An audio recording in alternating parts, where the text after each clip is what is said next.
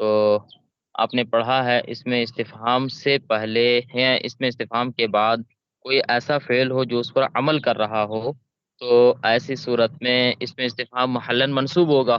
اسی طرح سے اس میں استفہام سے پہلے اگر حرف جار یا کوئی اسم و مضاف بن کر استعمال ہو جائے، یعنی مضاف ہو، تو ایسی صورت میں اس میں استفہام محلاً مجرور ہوگا۔ اور ساتھ ساتھ میں ایک بات یہ بھی ہے کہ اگر یہ دونوں صورتیں نہ ہو تو اس میں استفہام محلاً مرفوع ہوگا۔ تو یہ تین باتیں اوپر میں ذکر ہوئی تھیں، وہ تینوں آپ کو یہاں واضح کر دینا ہے۔ پھر آگے حروف استفہام کتنے اور کون کون سے ہیں؟ اب حروف استفہام کی بات چل رہی ہے، تو حروف استفہام اوپر میں اپنے تنبیہ میں پڑھا ہے، دو ہیں، ہے نا، حمزہ، حمزہ مفتوحہ اور حمزہ مفتوحہ اور حل۔ تو یہ دو بیان کرنا ہے، پھر کون کون سے، تو وہ دو نام لے لینا اس طرح سے، یہ واضح ہو جائے گا۔ تمرین نمبر 2 میں غور کیجیے گا، غلطی کی نشاندہی فرمائیے میں۔ جس حرف سے سوال کیا جائے اسے اس میں استفہام کہتے ہیں۔ تو یہ سوال یہ درست نہیں ہے۔ درست کیسے ہوگا؟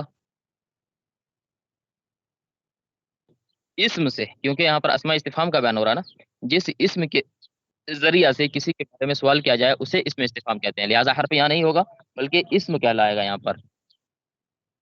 اس کے آگے ہے اس میں استفہام کے بعد فعل ہو تو اس میں استفہام محلاً منصوب کہلائے گا، یہ بھی غلط ہے۔ اس میں استفہام کے بعد کوئی ایسا فعل ہو جو اس پر ہو تو اس میں استفہام محلاً منصوب کہلائے گا، یہ واضح کرنا ہے۔ اس کے بعد نمبر 3 پر حروف استفہام 3 ہے، یہ بھی کہنا غلط ہے، آپ کو کہنا حروف استفہام 2 ہیں۔ اس کے بعد تمرین نمبر 3، درجہ ذیل جملوں میں اسماء استفہام کا اعراب بیان کیجیے۔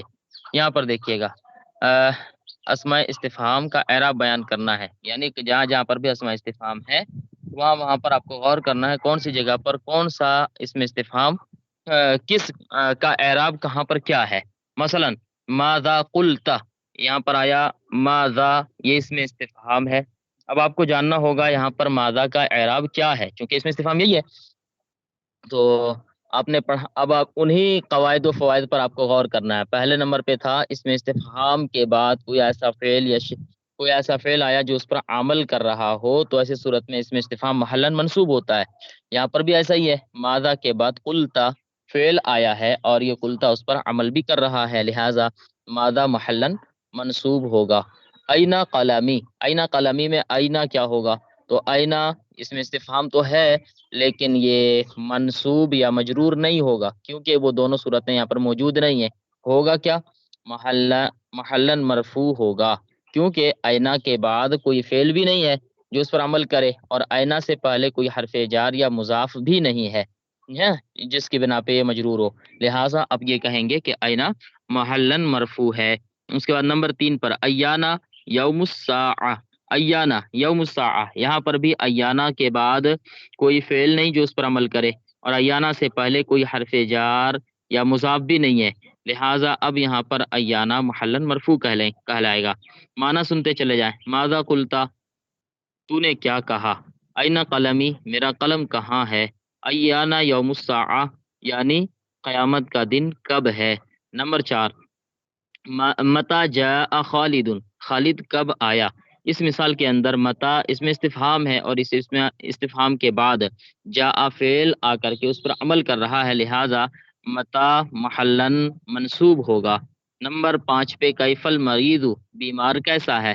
اس مثال کے اندر کیفا اسم استفہام ہے اور اس اسم استفہام سے پہلے بعد میں کوئی بھی دونوں صورتوں میں سے نہیں ہے، یعنی فعل بھی نہیں ہے بعد میں اور پہلے کوئی حرف جار یا مضاف بھی نہیں ہے، لہٰذا کیفا محلاً مرفوع کہلائے گا۔ ایو ولدن فاز فی الامتحان، ایو ولدن، یہاں پر ایو اس میں استفہام ہے اور ایو کے بعد کوئی فعل ایسا نہیں جو اس پر عمل کر سکے، لہٰذا پہلی صورت موجود نہیں ہے، یعنی محلاً منصوب نہیں کہلائے گا۔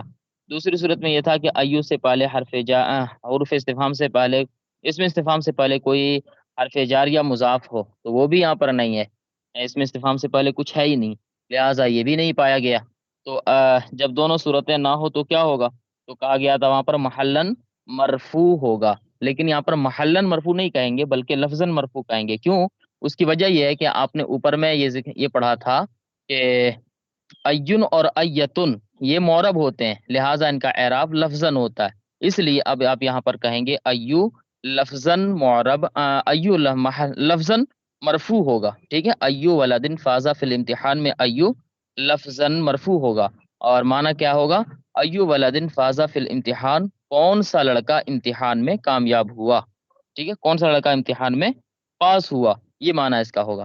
اس کے بعد نمبر 7 پہ کم عالمن زرتا، اس کا معنی کیا ہوگا، کتنے عالم سے آپ نے ملاقات کی ہے، کتنے عالم کی آپ نے زیارت کی ہے، تو کم عالمن، یہاں پر کم اس میں استفہام ہے، ٹھیک ہے۔ اب کم اس میں استفہام کا اعراب کیا ہوگا، تو کم کے بعد یہاں پر فعل آیا ہے زرتا، ٹھیک ہے، اور یہ زرتا فعل اس پر عمل کر رہا ہے، اس بنا پر اب یہاں پر کم کے بارے میں آپ کہیں گے محلن منصوب ہوگا۔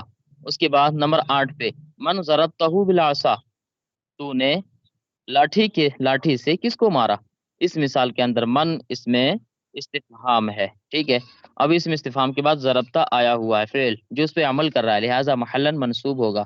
این تذهب ماشیا، آپ پیدل کہاں جا رہے ہیں، ہے نا، تو اینا اس میں استفہام ہے اس جگہ پر، لہٰذا اینا کے بعد تذهب فعل آنے کی وجہ سے یہ محلن منصوب کہلائے گا۔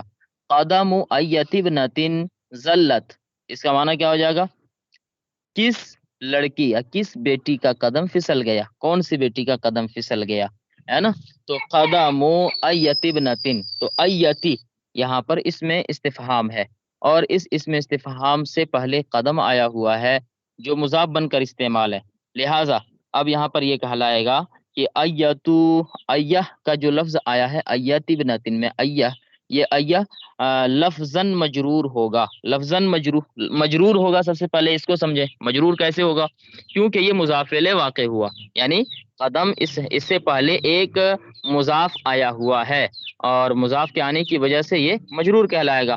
اب محلن نہیں ہوا، یہاں پر لفظاً ہوا، اس کی وجہ کیا ہے کہ یہ ایتن اور این میں سے ہے نا، اگر ان کے علاوہ کوئی بھی اس میں استفہام ہوتا تو یہ محلن مجرور ہوتا، لیکن چونکہ یہ این اور ایتن میں سے ہے، اس لیے یہاں پر کہیں گے لفظاً مجرور ہوگا، ٹھیک۔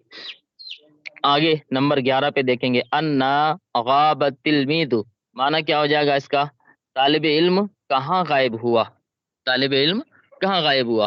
اب یہاں پر انا کے بعد غاب فعل آیا ہے، ٹھیک ہے، اس لیے انا محلن منصوب ہوگا۔ اس کے بعد من ذهب الى المدینہ، یہاں پر من اس میں استفہام ہے، اور من کے بعد بھی فعل آیا ہے، اس لیے من محلن منصوب ہوگا۔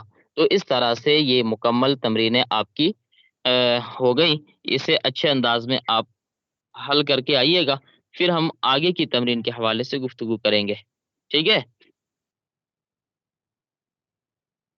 ہاں صحیح، من ذهب من ذهب الى المدینہ، اس کا معنی ہوگا مدینہ کی طرف کون گیا، یا پھر شہر کی طرف کون گیا، ٹھیک ہے، مدینہ کا معنی شہر بھی ہوتا ہے، اور مدینہ کا ایک تو مدینہ شریف بھی کہتے ہیں اس کو، ہے نا،